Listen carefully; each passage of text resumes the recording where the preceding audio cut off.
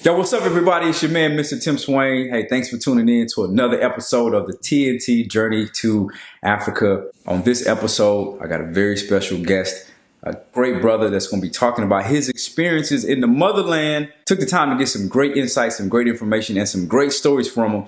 So you definitely want to check this out. Peace. I got too much grit. I got too much grit. I ain't gonna worry now. I got too much grit. I got too much grit. And I ain't even sorry now. I got too much grit. I got too much grit. First, my name is Jason Clark. I'm originally from Oakland, California.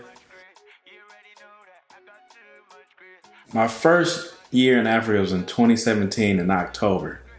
And it totally changed my perspective on Black people. But the first time I got off the plane, it was, like I said, it was like coming home. The air was warm and crisp and clean, and just the people were just so welcoming. And it was, man, I can't put it in words. It's literally one of the greatest things that I've been able to do. I've never been in a place where there was so many Black people. When we got, to the main road and everything, I just saw like color. I mean, just from the clothes to the buildings, it was just color. And I just saw a lot of people.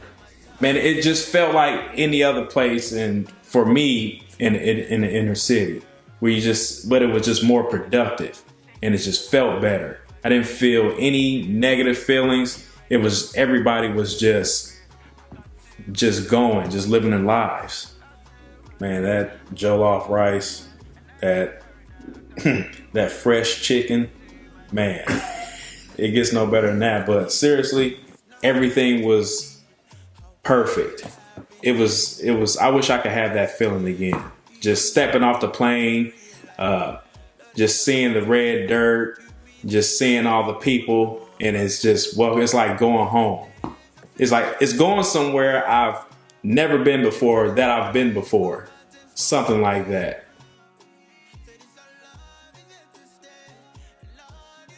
I'm a Black man. I never attributed myself to be anything else. I'm a Black man. I'm always on guard. I don't know how white folks are going to act or react towards me, especially white men. I don't know how they're going to react or act. I don't know what they're thinking when they see me, because I know that they feel like I'm a threat, or at least that's the way I feel. They might not even be thinking about me, but I know I'm on guard, and it's very stressful. So I didn't even have to worry about being a Black man, because everybody was Black. I know how white people feel in America.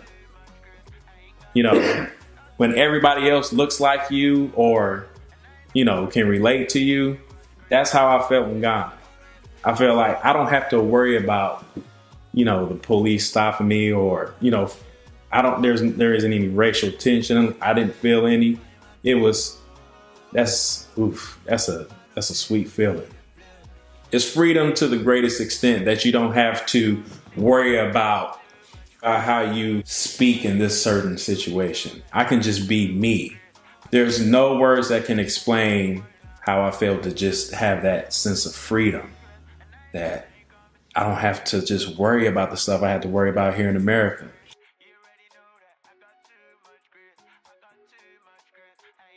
Oh man, African booty scratcher. I mean, as a kid, that's all you heard. No, if you saw somebody that was really dark, they would get called African booty scratcher and stuff like that. I never participated in that because it never made sense to me, but my first encounter with a person from the continent was negative.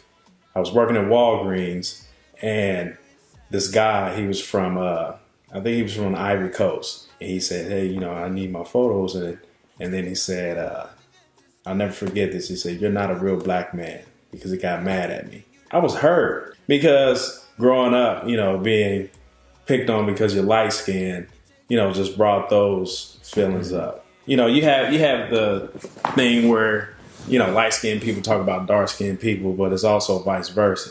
So when you, I guess, identify as black, or you know that you're black, but you're not accepted as black, it puts a lot of anger into you. At least for me, it did. I was like, forget them. I was like, you're not going to accept me. It's not my fault that my skin came out fair.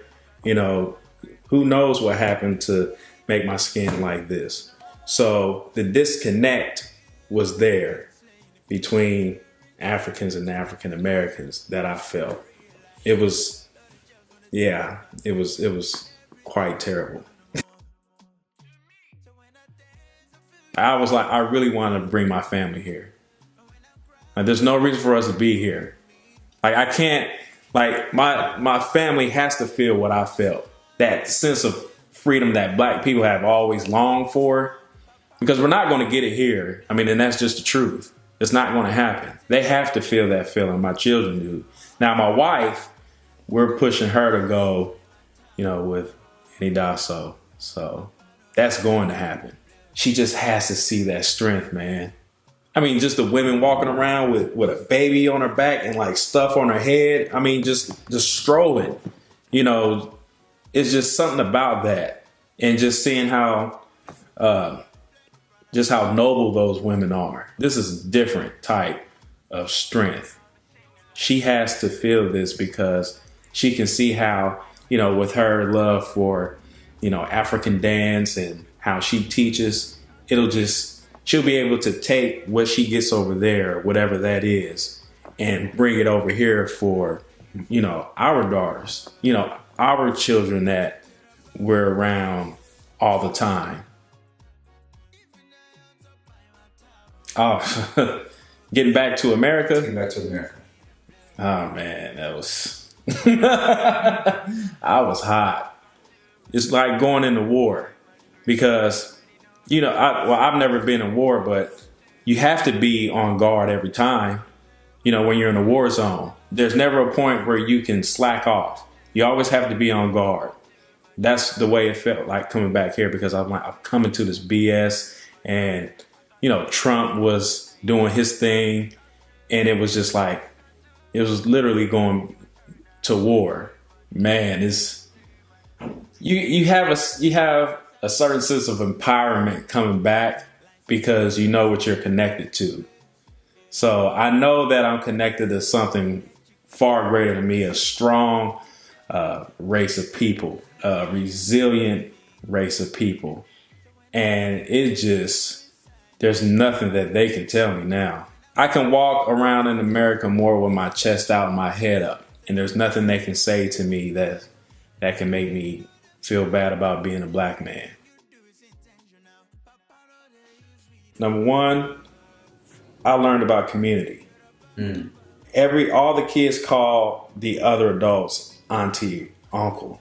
I still keep in contact with a lot of the kids from Ghana. They still call me Uncle Jason. That sense of community is their strength, their culture. Second thing I learned is how to worship God. I didn't know how to worship God until I went to Ghana. When you're in a service where the majority of the service is just worship, never done that here. Never. The third thing I learned was I don't have to base my identity on the American experience of a black man. Experience of a black man is more than just America. It's worldwide. So what they go through is not the, all black men relate to the struggle. That's not true. So I had to really adjust my focus because going over there the first time, I thought that we could relate as the struggle because, black men here, we relate on the struggle. When we do like this, it's more than this. It's more than just what's up. It's, what's going on. Theirs is not like that. It's just a worldwide view. I'm not bogged down to this section in America. I think that every black man should go there.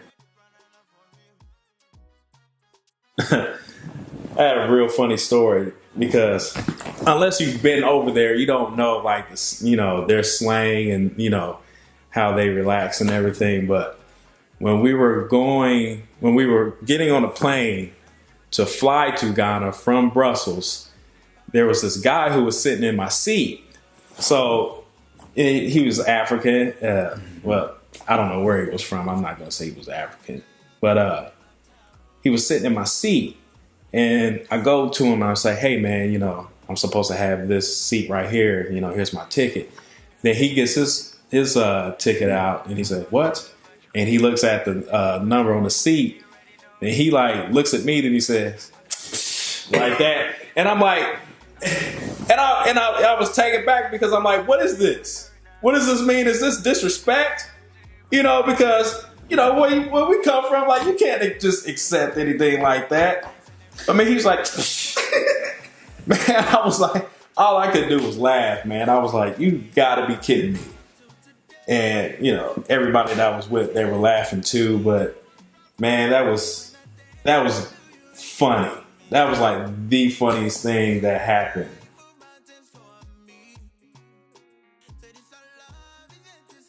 We have to really step outside the box and step outside of fear, because Africa is where we're supposed to be.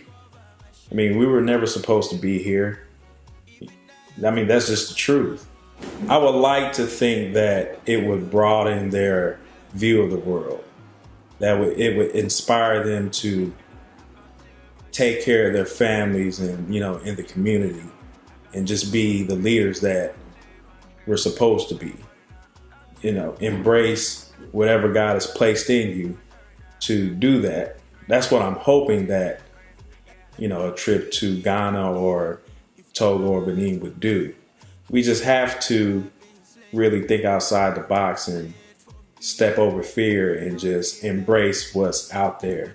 Just see the people that want to see us, because they want us to come back. They want us to experience home, but we have to see it as home first before we can actually go. We have to get away from all the negative things that America says about Africa and other countries as well. It's beautiful, man. It's the most beautiful place on earth. Thanks for tuning in to another episode of the TNT Journey to Africa. Peace.